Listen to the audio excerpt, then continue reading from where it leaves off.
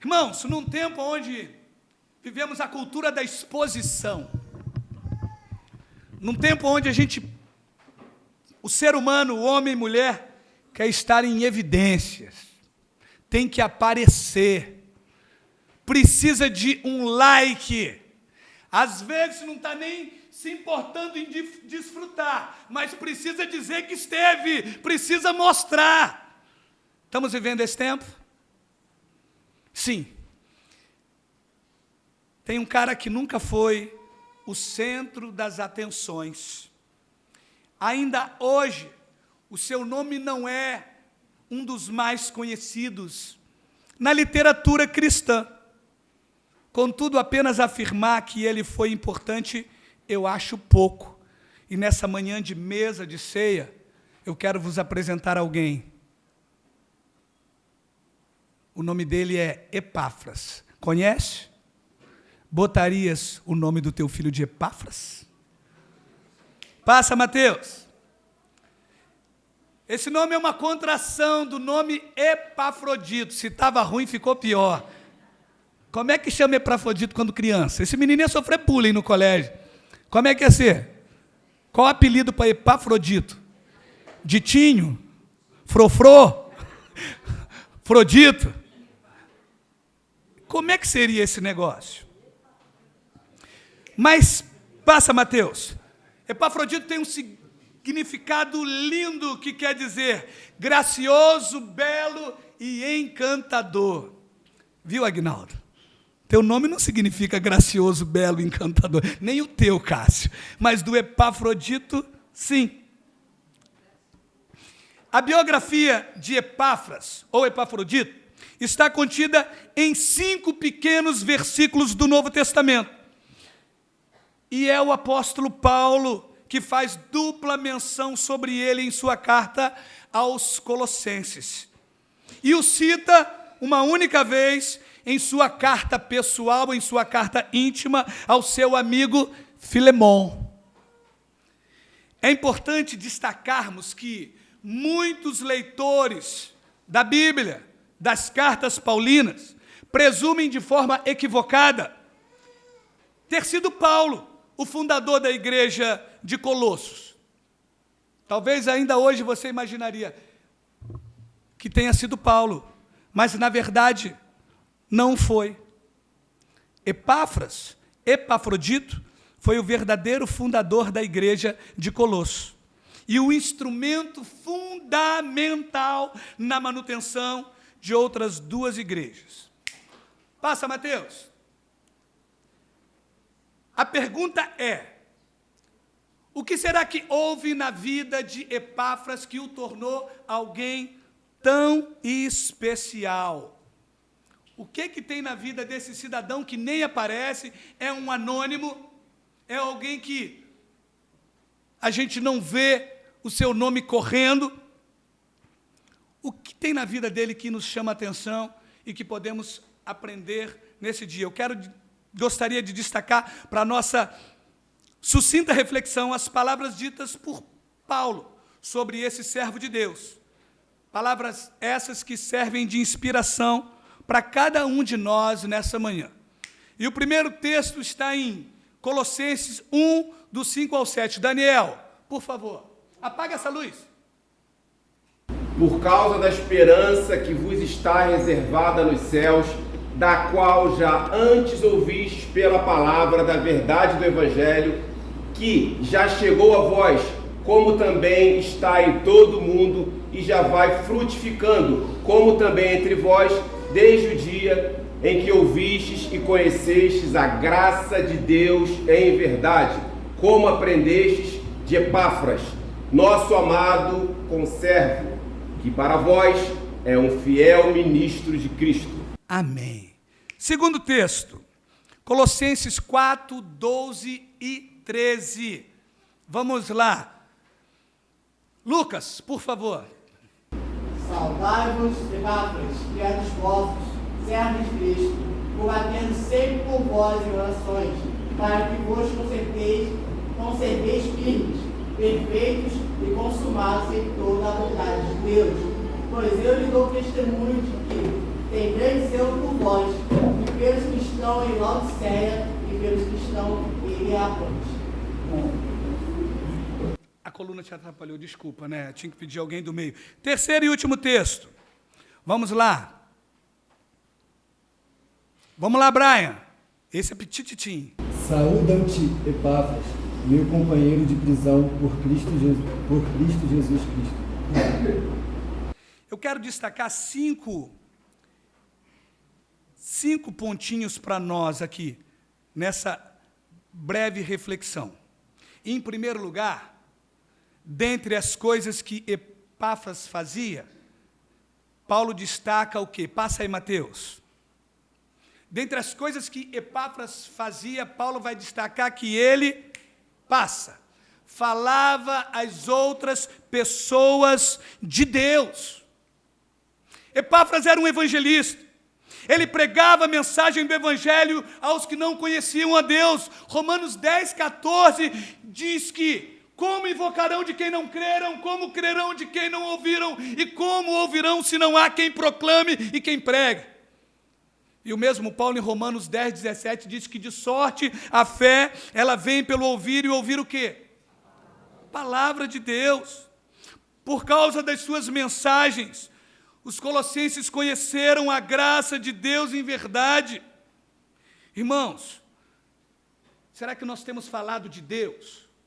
A semana inteira passou. Pasmem, há cristãos que não falam de Deus, há cristãos que não falam do Evangelho, não comentam sobre a Bíblia.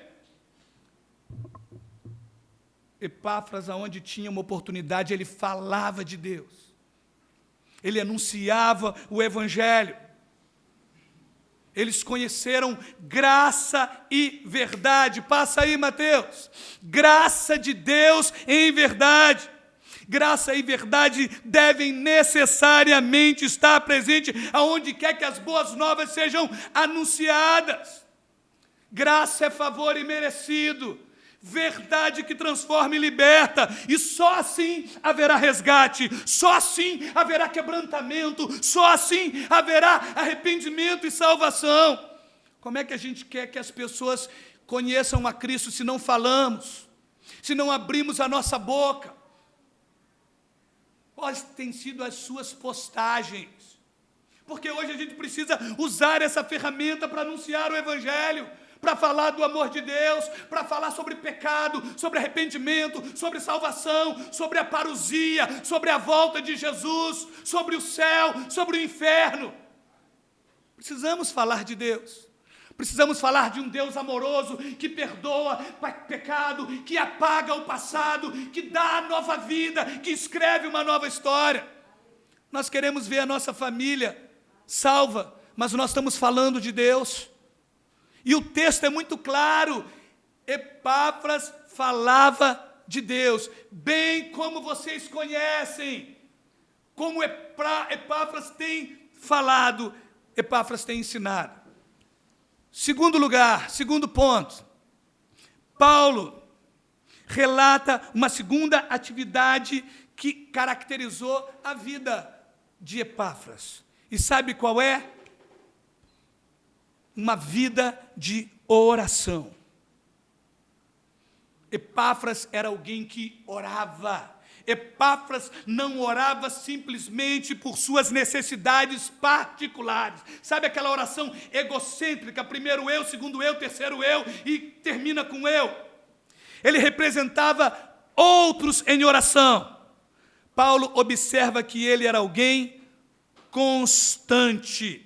Epáfras não limitava a sua prática a certos dias, horas, locais ou ocasiões. Pelo contrário, Epáfras fazia exatamente o que Paulo havia ensinado. Lembrava-se constantemente dos irmãos em suas orações. Passa, Mateus. Ele era constante. O que diz 1 Tessalonicenses 5,17? Orai sem... Qual tem sido o tempo de oração que você tem gastado? Quanto tempo você gasta com Deus em oração? Como tem sido a tua vida de oração? A intensidade das orações de Epáfras era algo incomum. Tem pessoas que não aguentam orar um minuto, irmãos. 2 minutos de oração, e tem gente que se incomoda com quem ora muito. Quanto tempo você tem tirado de oração? Um cristão que não tem uma vida de oração é um cristão fraco. Não saia do teu quarto, não comece o seu dia sem primeiro falar com Deus, orar a Ele, clamar a Ele. A vida é tão corrida, e o mundo, e o sistema, e o diabo, e a carne vai fazer de tudo para impedir você de ter uma vida de oração. Oração é guerra. Paulo o descreve como alguém combatendo. E Epáfras não orava apenas quando sentia vontade. Ele batalhava em oração como alguém que exercita a disciplina necessária para obter algo importante perante a oração. Você nunca vai ter vontade de orar, você precisa vencer isso. Agostinho diz que a oração é o suor da alma. Você vai esperar ter vontade para orar? Estou com vontade de orar, eu vou orar. Tua carne não vai querer. A tua carne vai querer que você assista uma maratona de Netflix, mas não vai querer que você ore. Atos 2, capítulo de número 5, nos diz que Pedro era guardado na prisão, mas a igreja fazia constante oração pela vida de Pedro, e o anjo desceu, porque a oração buscou o anjo, e o anjo entrou na prisão, porque a igreja orava. Nós iniciamos todo ano com 12 dias ininterruptos de oração. Todo ano a gente começa os 12 primeiros dias do ano em oração. O primeiro não, que está todo mundo de... Mas no dia 2 em diante a gente fica aqui na igreja, são 1 hora de oração. Qual tem sido o teu nível de oração, irmão? Quantas vezes você ora por dia? A Bíblia diz que Daniel orava 3 vezes ao dia. A Bíblia diz que Jesus se retirava em alguns momentos para orar. Se Jesus buscava orar, você acha que você e eu não precisamos de oração? Junte a sua família em oração, reúna filho, filha, mulher, marido e vai orar. A hora chegou no seu ambiente de trabalho, no estabelecimento, clama ao Senhor. Entrou dentro do teu carro, ora a Deus. Está tomando banho, ora a Deus. Está no ônibus, ora a Deus. A gente precisa orar, irmãos. Eu louvo a Deus pela vida dos irmãos, por aqueles que buscam e oram. Terceiro ponto. Em terceiro lugar, Paulo relata que Epáfras, ele comunicava ao povo tanto a necessidade espirituais dos irmãos de outros lugares, quanto as maravilhas que Deus estava fazendo. Sabe o que está acontecendo aqui? Pode passar, Mateus. Ele ajudava na mobilização de outros crentes. Ele contribuía. Qual é a necessidade? Qual é o problema? Vamos orar, está acontecendo isso, orem aí, precisa-se disso, vamos fazer. E quando acontecia, ele dava testemunho para acrescentar a fé. Porque tem gente que pede, quando acontece não vem contar para edificar a fé daqueles que carecem. Que as portas se abriram, que o anjo desceu, que a resposta veio. Ele não somente anunciava a necessidade, mas ele contava as maravilhas. Deus está fazendo, está acontecendo, Deus agiu, Deus proveu, veio a resposta do céu, a providência chegou, e o povo faz, sabe o quê? Glorifica ainda mais. Não é verdade, Samuel? A gente sobe um monte, vê Deus responder, o que é a vontade de fazer? Continuar orando, buscando mais, a lista aumenta, o clamor aumenta, porque nós vemos um Deus que faz. Conte, comunique as necessidades. Abra o coração, ajude, olhe, olhar sensível para quem precisa. Está acontecendo isso, vamos ver o que a gente pode fazer. Aconteceu, Deus respondeu, e isso mobiliza, isso motiva, isso movimenta. E era o que Epáfras fazia, bem conectado. Vamos lá, em quarto e penúltimo lugar, partindo para o fim. Paralelamente à ênfase sobre as atividades exercidas por Epáfras, Paulo oferece uma perspectiva sobre a sua personalidade. O tipo de pessoa que Epáfras era determinava a estrutura para suas realizações. O interessante é que Paulo se refere a ele como, passa Mateus, amado, olha que título bonito, o nosso amado, querido, desejado conservo. Assim como a sua mensagem, o estilo de vida de Epáfras era repleto, sabe de quê? De graça. E por isso se tornava atraente para os outros. Sabe o que acontece? Ele vivia o que ele pregava. Sabe o que acontece? Ele encarnava. Epáfras era alguém com que os outros gostavam de estar. Ele não apenas pregava o evangelho, mas encarnava e vivia as palavras que pregava, ao ponto de ser chamado de quê? Fiel ministro.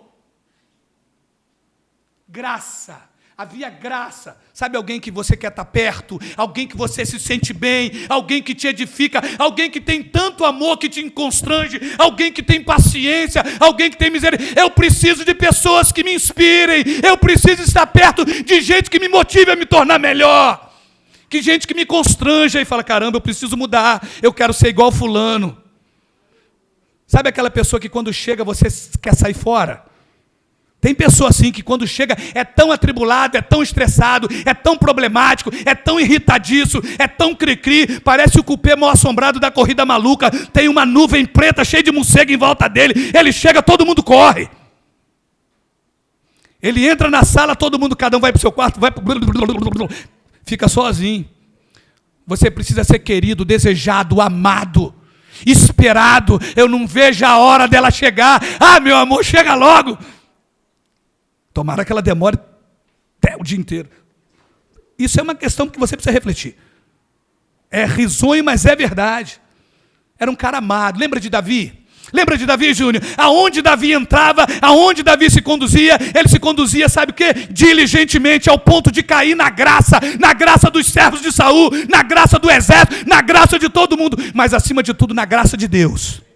E lembra de uma coisa, você não vai agradar todo mundo, porque nem Jesus agradou, mas naquilo que você pode, faça o teu melhor. Ele era amado, e ele era conservo. O que é um conservo? É o servo do servo? Ele não queria glória para si, ele não queria aparecer. Em tempo onde o nome tem que aparecer, a gente tem que ser exaltado, ele não. Por isso que o nome dele não aparece. Deve ser parente do menino do pão. O primo da serva de Naamã, porque ambos são anônimos, a gente não vê nome. Ouça o que eu vou te dizer, não importa se o teu nome está aparecendo ou não, ele tem que aparecer no livro da vida, e você ouvir de Jesus, vinde benditos de meu Pai, que você possa ouvir, vinde amado meu, entra no reino que está preparado por herança, e seja fiel ministro, seja fiel das Escrituras.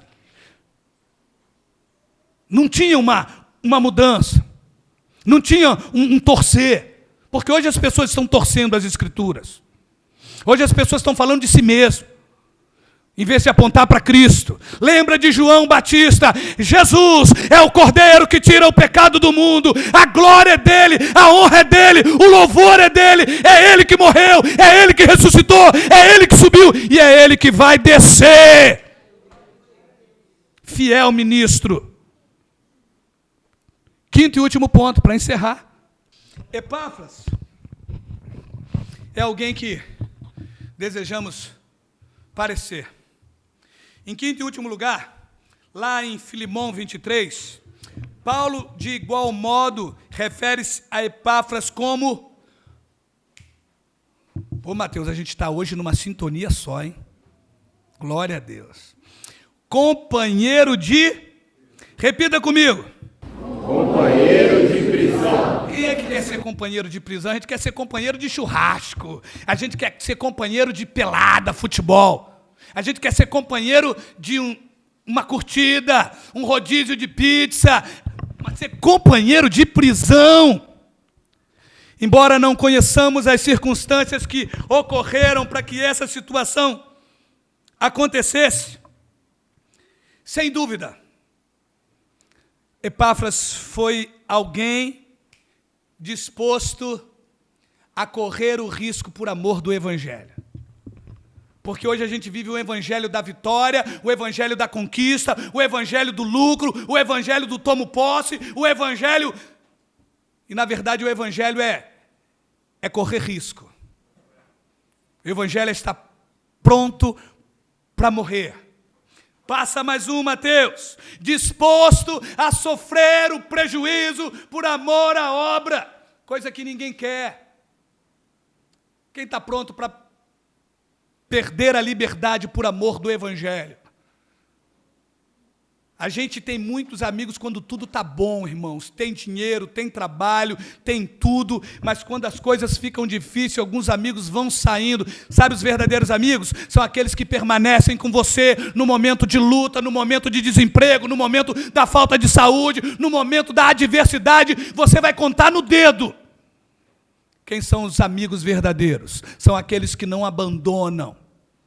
Será que Epáfras não podia fugir e deixar Paulo na mão? Vou meter o pé.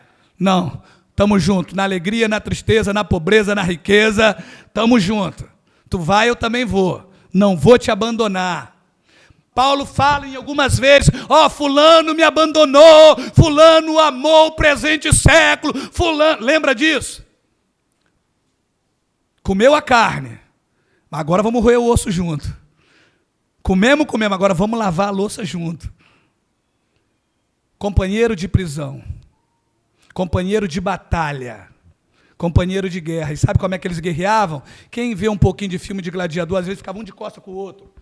Um protegendo o outro. Não é assim? Quem sabe, não é? Alguém que está na retaguarda cuidando. Alguém que está chorando com quem chora.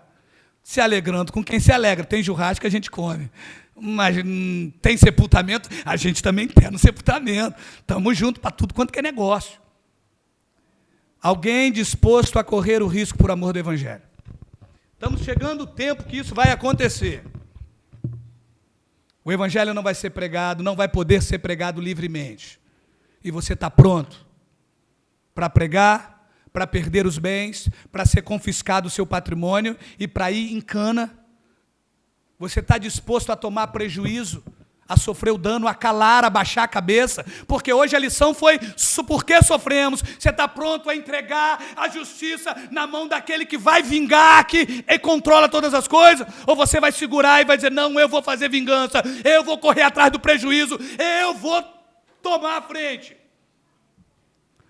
Augusto Nicodemos diz que todo cristão é uma ovelha pronta para o abate. Será que a gente está disposto a tomar o prejuízo, a baixar a cabeça, a ir embora, falar, Deus, quando nós terminamos o estudo na quarta-feira, um dos mandamentos era o quê? Não matar. Deus está dizendo o quê? Fica tranquilo, eu vou cuidar, eu vou fazer, eu sou vingador dos eleitos do Senhor. É Ele que faz. Epáfras é aquele que sofre o prejuízo por amor da obra. Eu encerro dizendo que Jesus diz assim, aquele que perder a vida por amor de mim, achá-la. Estamos dispostos a perder a vida por amor de Cristo? Será que nós temos sido fiéis ministros? Será que nós temos sido proclamadores do Evangelho? Será que nós temos estamos combatendo em oração? Eu tenho uma vida de oração, eu guerreio, não mais a minha vontade, eu tenho disciplina de oração, de leitura. Será que eu estou me preocupando com a vida alheia? Qual é a necessidade do meu irmão? Está precisando de quê? O que eu posso te ajudar? O que eu posso mobilizar a igreja para orar por você? A situação é essa. Será que eu tenho feito isso? Será que eu tenho comunicado e testemunhado o que Deus tem feito, porque Ele faz? E será que eu tenho sido amado, primeiramente por Deus? Será que eu tenho sido amado onde eu chego e eu tenho sido odiado? Será que eu tenho sido esperado ou eu tenho sido repudiado? E por fim, que possamos ser servos. Servos. conservos, esperando do nosso Senhor o grande e glorioso dia. Fecha teus olhos. Obrigado, Deus, por aqueles que aqui estão. Nós queremos mais. Nós queremos ser referencial e exemplo dentro da nossa casa, no ambiente de trabalho, na faculdade, no ciclo de amigos, na rede social, aonde for. Nós queremos testemunhar que somos nova criatura, que as coisas velhas já passaram. Confiamos em Ti, esperamos em Ti. Nos dê oportunidade. Nos dê oportunidade. Mantenha-se de olho fechado. Tem alguém que quer entregar a sua vida para Jesus? Se tem, levante a sua mão num ato de fé. É assim que funciona. Sem muito rodeio. Entrega teu caminho ao Senhor. Confia nele e o mais ele fará. Busca em primeiro lugar o reino de Deus e toda a sua justiça, porque as demais coisas serão acrescentadas. Jesus falou: aquele que me confessar diante dos homens, eu o confessarei diante do Pai. Está esperando o quê? Entrega a tua vida para Jesus. Aleluia, aleluia, aleluia, aleluia, aleluia. É isso aí, irmãos. Hoje é dia de salvação. Se hoje ouvires a voz do Espírito, não endureça o coração. Se coloca de pé, Will.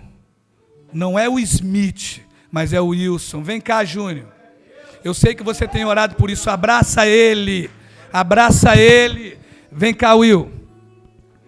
Você aceitou Jesus porque eu fiz essa pressão toda? Não. Você crê que Jesus é o Filho de Deus? Creio. Crê? Creio. Que Ele morreu na cruz do Calvário para perdoar todo o teu passado, o teu pecado, os teus erros. Creio. Que Ele te ama. Que Ele ressuscitou ao terceiro dia. Sim. E que vai voltar. E você quer aceitá-lo como Senhor e Salvador?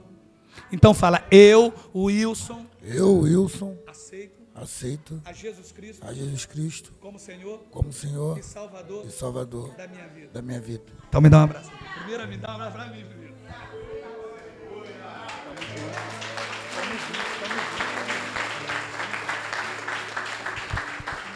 Irmãos, quem conhece o Wilson sabe que o Wilson já era para...